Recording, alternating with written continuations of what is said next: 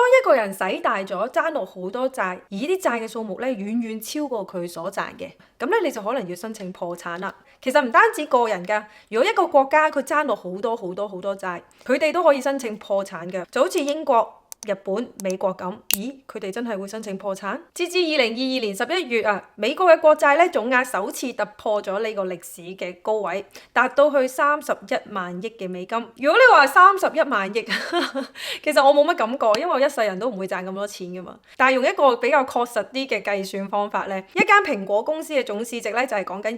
2.38萬億，31萬億咧即係等於13間蘋果嘅公司。咁即係話咧，如果美國想一次過清還晒佢哋所有嘅國債咧，佢哋需要再做13間呢個蘋果公司咁大嘅市值嘅公司，再賣俾普京，咁咧佢哋就可以還清啲債啦。好啦，你依家咧可能會想像到31萬億有幾大啦？蘋果一間公司嘅市值咧，已經大約係等於咧美國嘅整個國家嘅 GDP， 即係國民生產總值咧，裡面嘅10%。而31萬億咧，即係講緊平均每一個美國人咧，就爭緊93,785蚊美金嘅債。呢個講緊平均一個美國人咧，即係講緊一個 BB 仔啦，出世幾日嘅話咧，佢都孭住9萬幾蚊美金嘅債㗎啦。而點樣睇一個國家嘅債務比率咧？我哋就要睇 Debt to GDP ratio 啦，即係債務同國民生產總值 GDP 嘅比率。而呢個美國嘅 Debt to GDP ratio 咧，自2008年金融海嘯以嚟咧，就由呢個64% 上升去到呢個121%。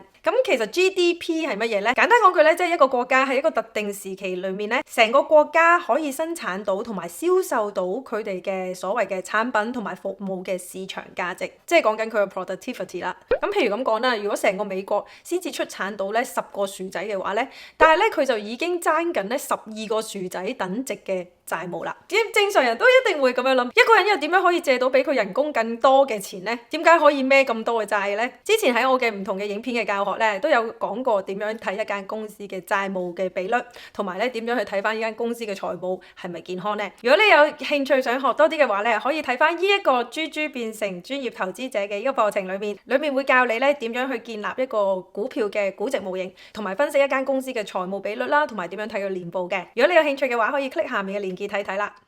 咁講翻呢個國家嘅債務啦，其實唔單止美國，好多已經發展咗嘅國家咧，譬如日本啦、意大利啦、英國啦、歐盟大部分嘅國家咧，佢哋嘅債務水平咧都達至100% 以上，或者咧係已經觸及呢個歷史高位噶啦。咁而日本咧講緊佢嘅 Debt to GDP ratio 咧係達到260%。中國目前嘅國債咧就佔緊佢哋嘅 GDP 大約54.44%，已經較2014年咧當時候嘅41% 咧有明顯嘅增長㗎啦，而大部分嘅經濟學家咧都預料中國嘅國債咧佔 GDP 嘅比率咧將會去到2027年已經達到100% 以上。咦，咁睇翻落去，似乎世界上邊咧好多嘅國家都係咧孭好多債㗎喎，而呢個債仲要多過佢哋自己可以產出嘅 GDP。咁點解一個政府咧個債務會咁多咧？當然啦，每一個國家都有各自嘅特別嘅情況啦。咁我就冇辦法可以喺一段影片同你做一個國家咧去睇下點解佢哋爭咁多債。但係咧有一個共通點就係大部分嘅國家嚟講咧，都係因為政府嘅支出咧過多，而啲支出咧已經超過咗政府嘅稅收啦，同埋佢嘅其他收入來源，即係簡單講句使大咗咯。咁為咗咧彌補呢個 budget deficit 啊，即係呢個預算赤字咧，政府咧必須要發行呢個政府嘅債券，而喺美國咧亦都叫佢哋做國庫債券。呢啲債券咧就係同嗰啲開支啊，即係嗰啲支出咧去埋單㗎啦。咁隨住佢嘅支出不斷咁樣上升，佢哋嘅國債咧亦都持續上升。喺過去10幾年以嚟咧，全球經歷咗金融海嘯啊、肺炎啊、經濟衰退啊等等好多嘅經濟上面嘅挑戰啦。而好多國家嘅政府咧都推出大量嘅救援計劃。咁呢啲經濟救援措施咧，亦都令到政府嘅支出咧大增啦。而大部分嘅政府喺用於呢啲救援政策嘅開支嘅錢咧，其實都係借翻嚟嘅，即係頭先我講嘅國債啦。例如拜登登啦，短短上任幾年咧，佢嘅經濟救援政策咧，亦都令到美國嘅赤字增加咗近5萬億㗎啦。即係話咧，美國已經做咗2間咧蘋果公司再 give away 啦。而呢啲種種嘅經濟刺激法案啦，透過國會去批准嘅好多嘅新嘅支出嘅計劃咧，都令到美國嘅國債咧係越嚟越犀利。例如講緊佢哋之前通過嘅學生貸款減免計劃啦，講緊呢個計劃咧就已經令到美國嘅稅收咧減少400個 billion 美金㗎啦。咁借錢當然要還啦，而借錢亦都會有成本嘅。喺借錢嘅世界裏面咧，所謂嘅成本即係利息啦。自金融海嘯開始咧，2009年1月嘅時候，當時候嘅利率咧只係0.15%，咁低嘅聯邦利率咧維持咗差唔多6年嘅時間。我可以話咧，當時嘅利率係處於一個極不尋常嘅低位。睇翻之後嘅幾年，本來咧呢個利率咧喺2016年咧慢慢向上回升嘅，但係2019年咧我哋遇到呢個肺炎啦，肺炎亦都令到聯儲局再次大幅度咁樣調低利率，直至接近0嘅位置。去到2022年今年咧，因為通脹嘅問題太嚴重啦，先至迫使到咧聯儲再次開始加息。咁所以咧喺過去14年以嚟咧，可以話因為咧喺一個極低利率嘅環境之下，其實全世界嘅人咧都喺度瘋狂咁樣借錢。譬如好似講緊個人或者家庭咁啦，佢哋買樓喺過去10幾年以嚟咧都受惠於一個極低息嘅環境。咁企業都係啦，公司咧都好容易同銀行咧用一個極低嘅利率啦借錢繼續營運佢哋嘅公司啦。咁國家亦都喺度依賴呢個發債支付政府嘅日常開支啦，同埋刺激經濟嘅開支。所以喺呢個特低利率嘅時期咧，呢個所謂嘅借錢度日呢個方法其實係冇問題嘅，因為咧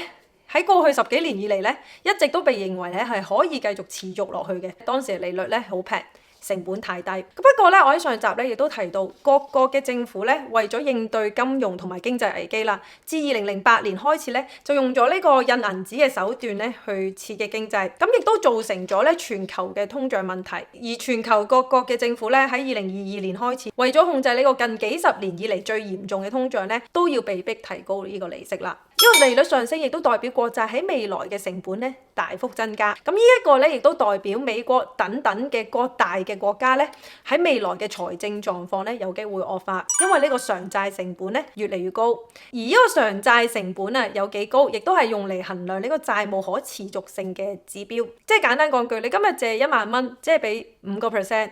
但係咧你下個月借1萬蚊咧，已經要俾20% 嘅利息啦。即係每個月你再可以繼續借落去，機會咧會越嚟越細，因為你個成本越嚟越高。而以呢個2022年為例啦，美國嘅償債成本咧係講緊佔美國 GDP 嘅1.6%。但係咧根據呢個美國國會預算辦公室嘅預計咧，因為呢個利率持續上升，同埋呢個債務咧又持續增加，去到2052年咧，美國政府嘅償債成本咧將會上升到去等於佢嘅 GDP 嘅至少7.2%。而同樣嘅問題亦都發生喺英國上，佢哋嘅金邊債券啊，即係英國嘅國債咧，亦都係面對緊呢個借貸成本嚴重上升嘅問題。而好多呢啲以債度日嘅國家咧，都係面對緊同一樣嘅問題。呢個美國國會預算辦公室咧，亦都預測更高嘅利率咧，可能會令到聯邦政府喺未來10年嘅利息支出咧，增加至少1萬億嘅美金。好，翻嚟我哋最關心嘅問題，究竟政府會唔會破產呢？答案咧係會取決於你所講嘅破產係咩意思啦。基本上咧，政府無論佢爭幾多嘅債啊，佢都可以自己 print 翻啲錢出嚟去還債嘅。但係呢個印銀紙嘅動作咧，會導致嚴重嘅通貨膨脹問題。而呢個咁嚴重嘅通貨膨脹咧，亦都會侵蝕人手上面嘅錢嘅購買力啦。就好似委內瑞拉嘅錢，因為咧佢貶值太嚴重啦，啲人咧出去行街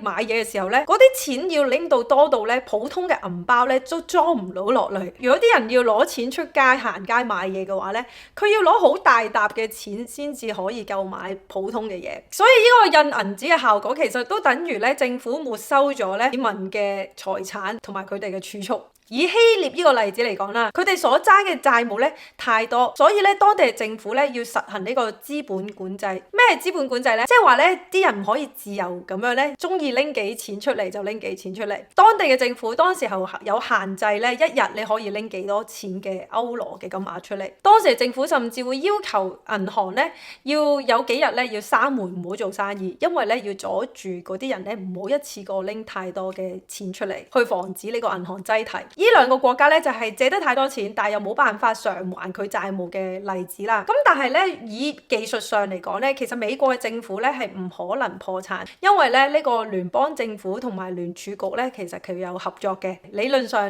佢哋係可以咧印佢哋想要幾多就印幾多出嚟嘅，因為美國從來咧只係承諾咗佢會交出一定數量嘅美元，但係佢冇承諾咧呢啲美元嘅價值，呢度就係重點啦。喺呢度咧我就會講多少少嘅歷史啦。美元咧其實喺二次世界大戰之後咧係同黃金有掛鈎嘅，所以咧美金我哋咁樣叫佢咧就係當時候咧演變出嚟嘅。喺二次世界大戰之後咧，美國同世界上大部分嘅國家簽訂咗呢個布列頓森林協議，咁多嘅國家咧都同意利用美金咧去作為呢個世界嘅貨幣。不過去到1971年咧，因為美國嘅黃金儲備咧持續減少，當時政府咧就面臨呢個美金貶值嘅危機，而喺嗰陣時咧，總統尼克遜咧就宣布咗實行呢個新經濟政策，宣布咗咧呢個美元同黃金咧係要脫鈎，美國咧就唔會再向任何嘅國家咧兌換黃金。呢個動作亦都令到美國嘅政府可以無限量咁樣印刷呢個美元，而因為美元其實同黃金已經係脫咗鈎噶啦，所以咧大家持有美元去做買賣嘅時候咧，基本上就係講一個字，就係信啦。所以由於美國從來都冇指定美元嘅價值，美國政府其實係可以自己中意印幾多就印幾多去還債嘅。如果大家要放棄美元作為呢個世界貨幣嘅話咧，得，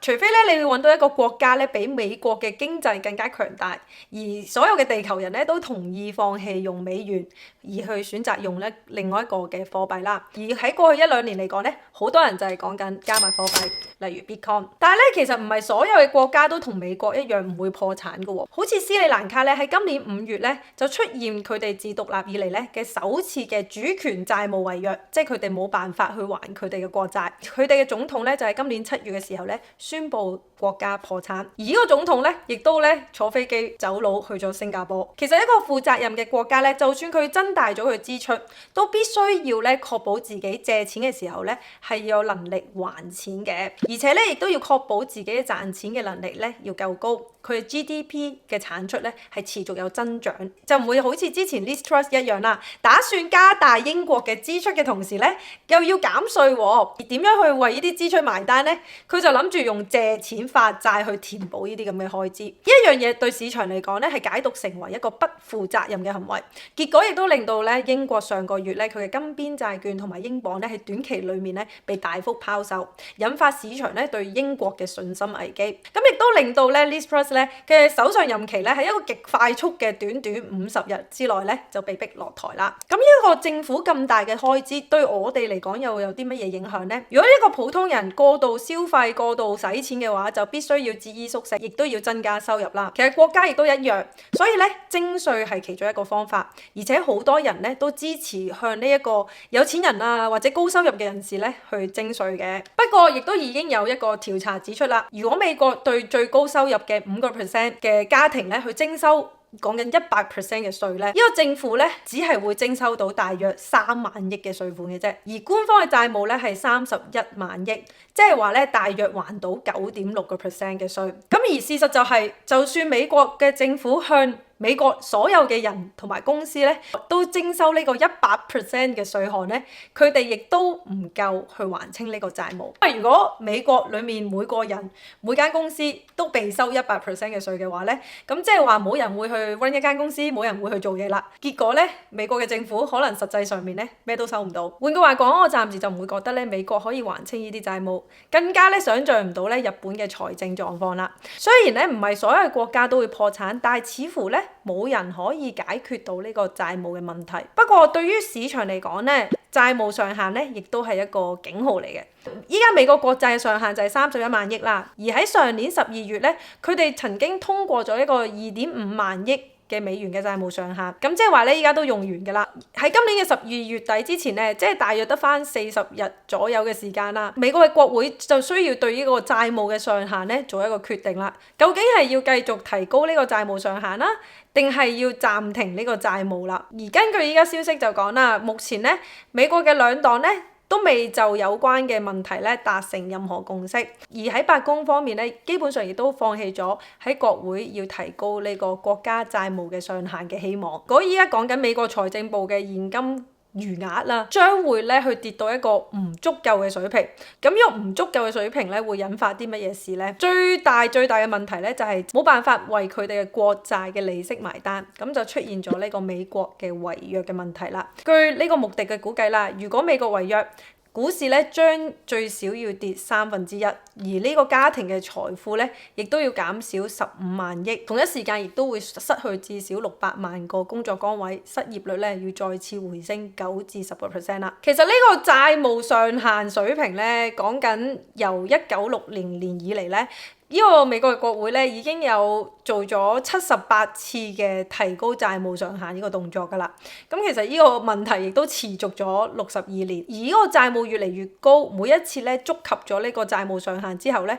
都會引起呢個股市嘅恐慌啦，市場咧好多焦慮。咁投資者同交易員咧都要留意，如果美國真係用盡晒呢啲現金啦，而國會又冇再通過呢個債務上限調整嘅話咧，咁喺12月之前咧對股市會造成一個衝擊，咁但係雖然根據過往幾年嘅經驗嚟講咧，都見到佢哋最尾都有解決到呢個問題嘅，但係咧佢哋解決問題就唔係話點樣還債。佢解決問題咧就係將佢債務上限咧再提高嘅啫。咁因為咧一個係個複雜嘅經濟同埋政治問題啦。只要我哋一日仲有呢個 monetary system 啦，似乎咧呢個債務嘅問題咧只係會一直咁樣拖落去，